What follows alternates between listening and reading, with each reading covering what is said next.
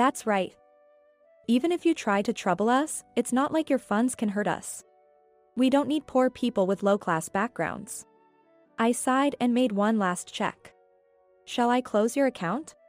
Go ahead. His tone was mocking. The smirk on his face and the way he stared at us were clearly condescending.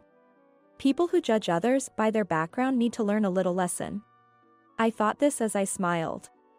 My name is Emily, and I'm a 29-year-old office worker.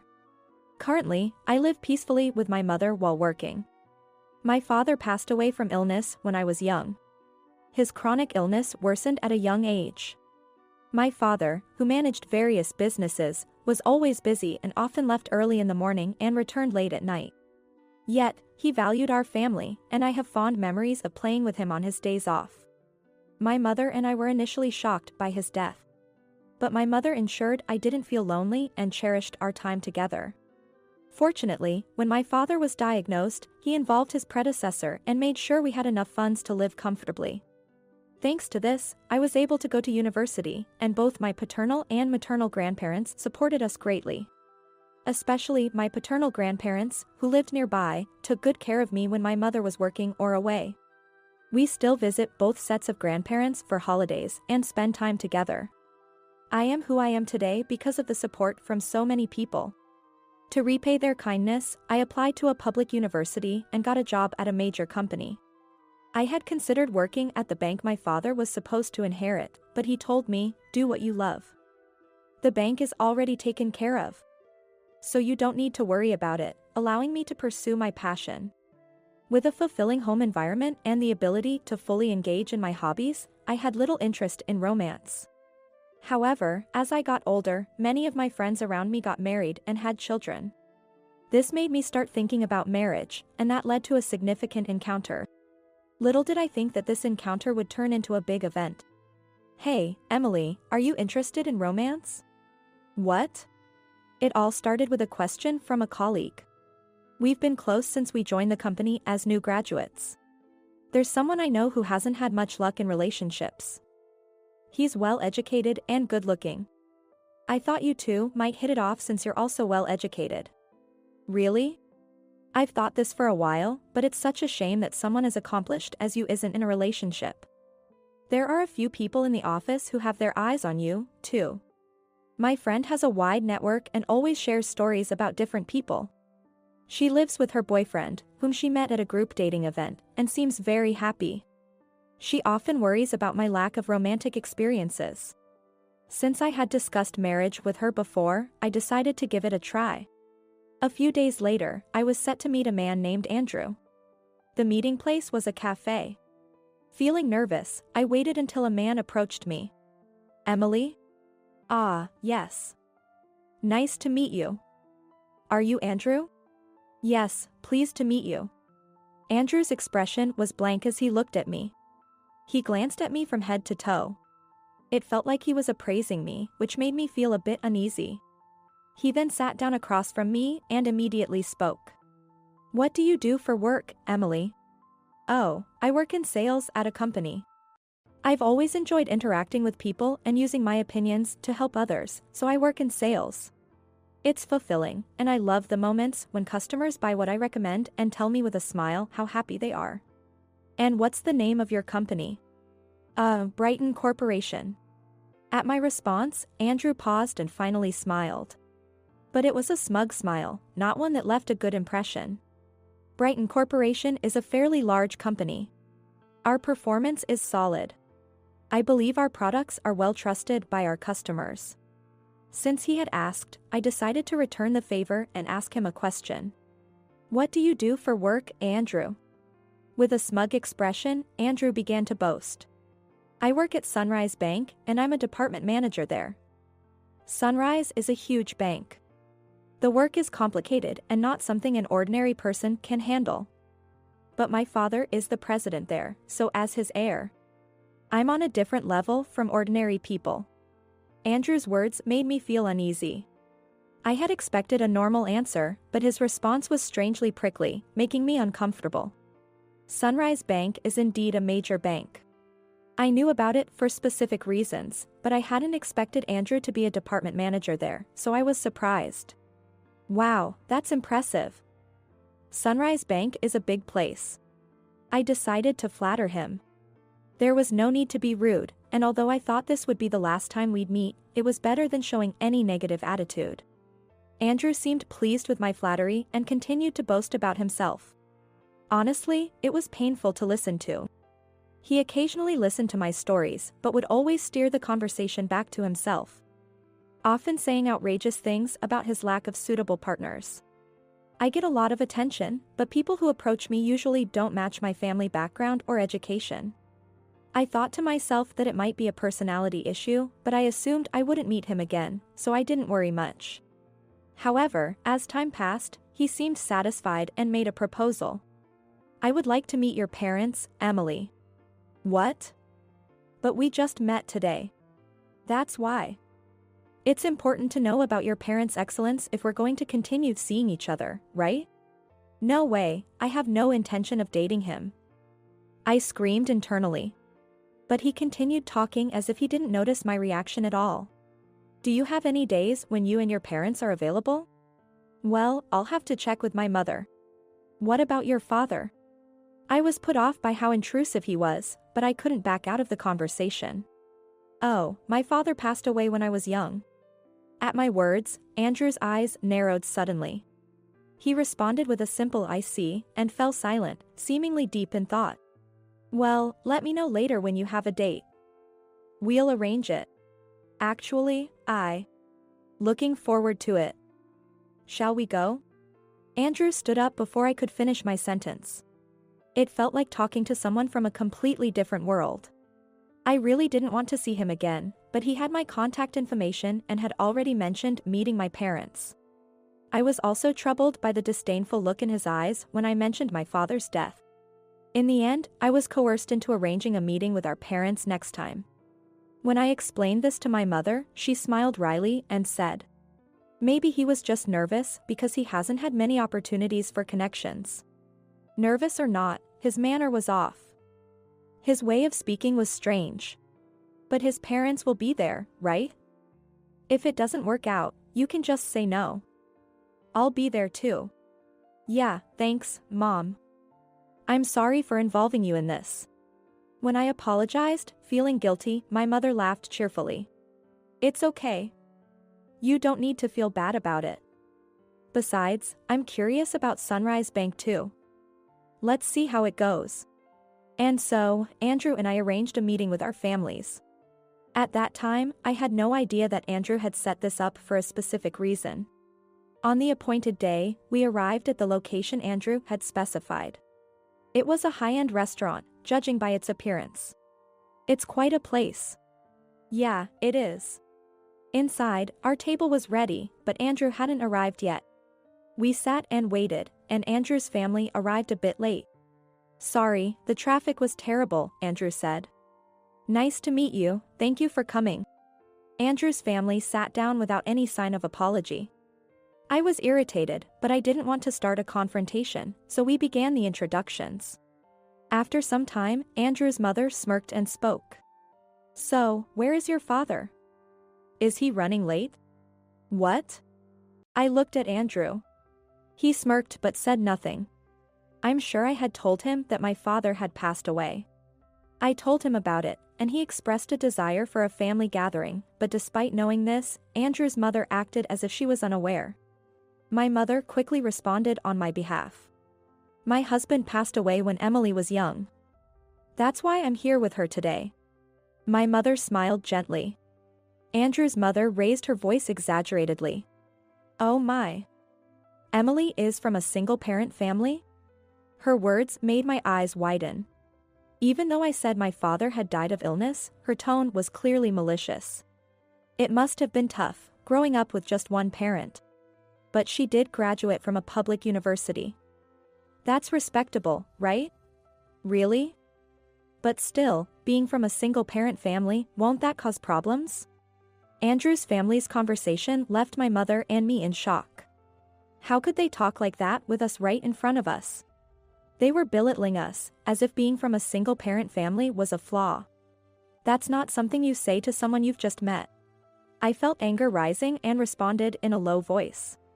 Excuse me, but my mother raised me with great care after my father passed away. I am who I am today thanks to her. And it's incredibly rude to speak about someone like that when you just met them. Emily. But Andrew's mother just laughed. Rude?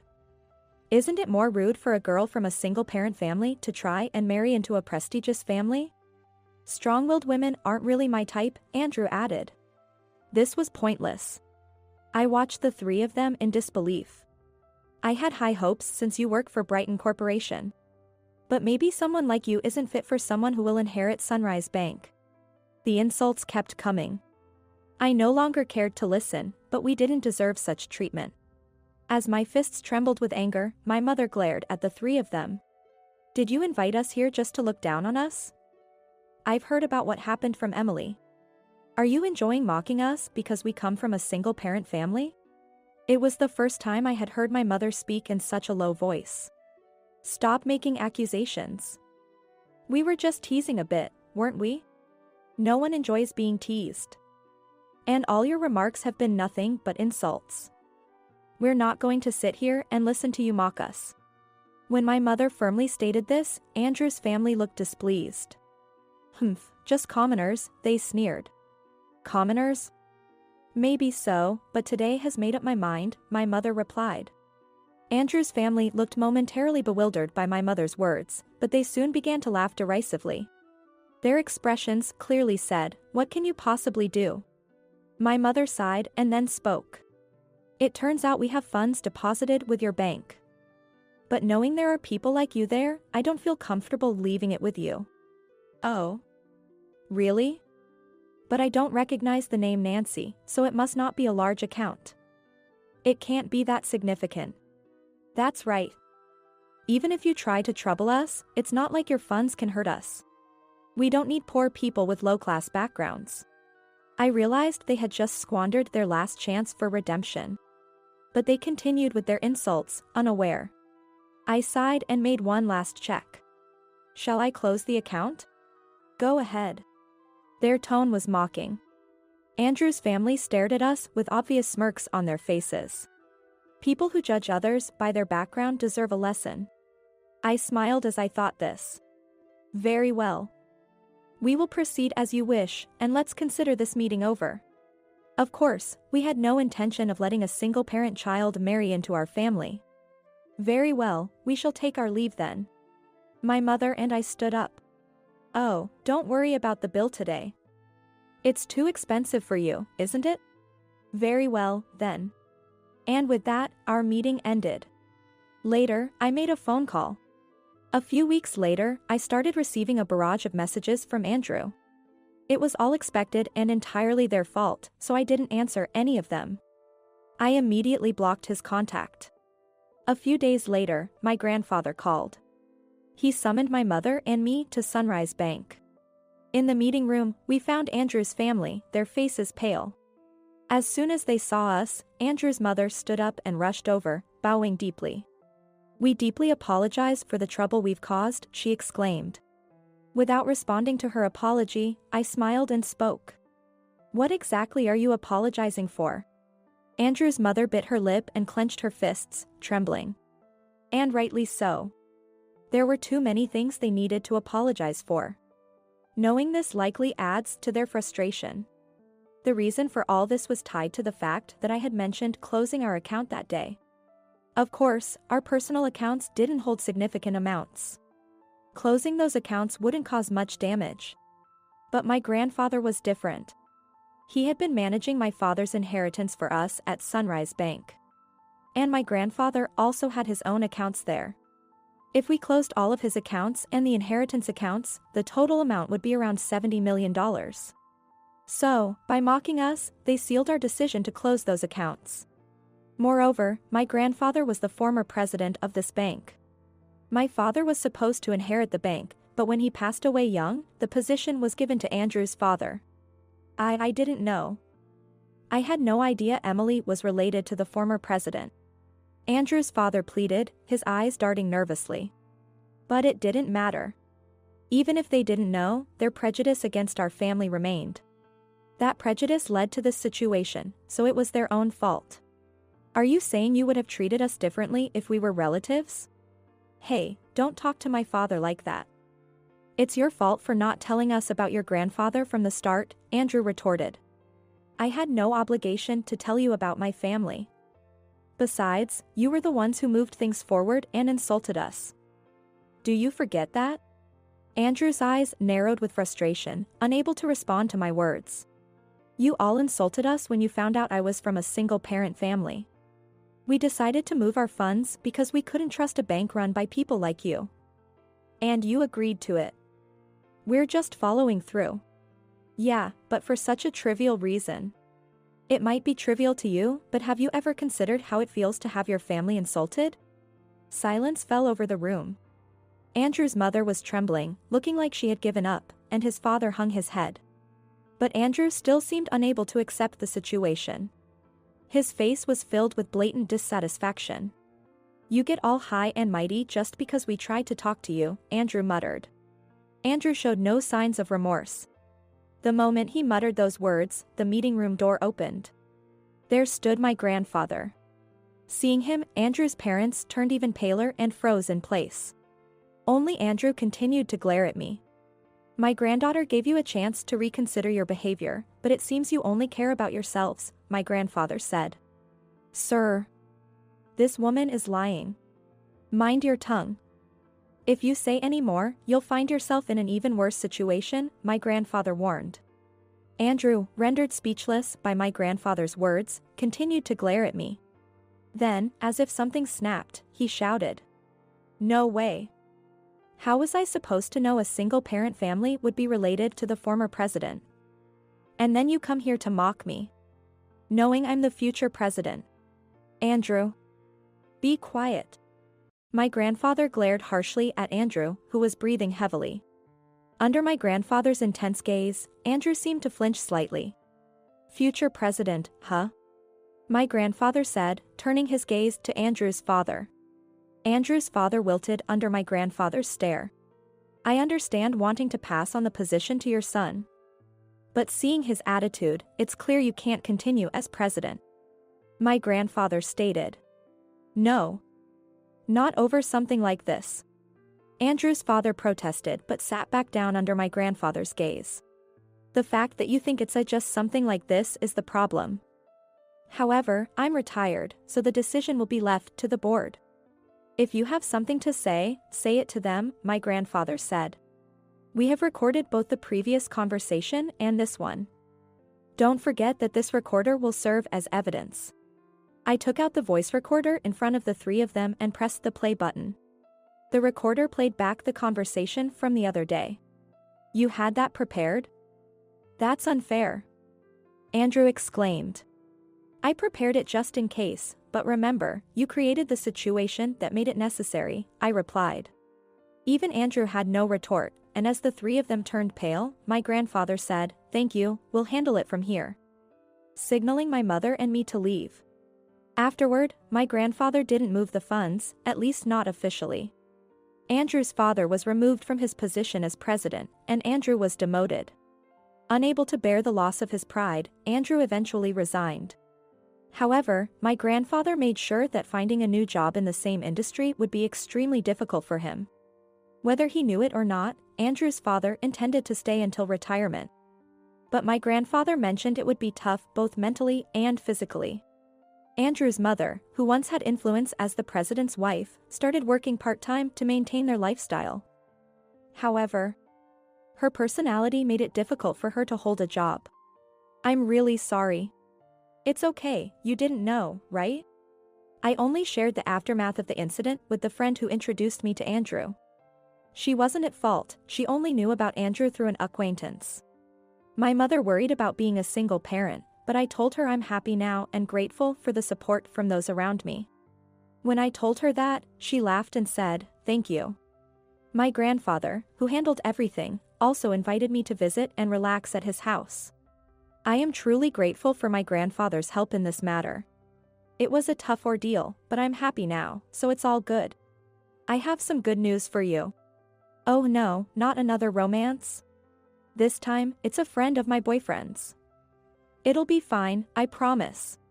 Though I'm not keen on diving into another romantic adventure just yet.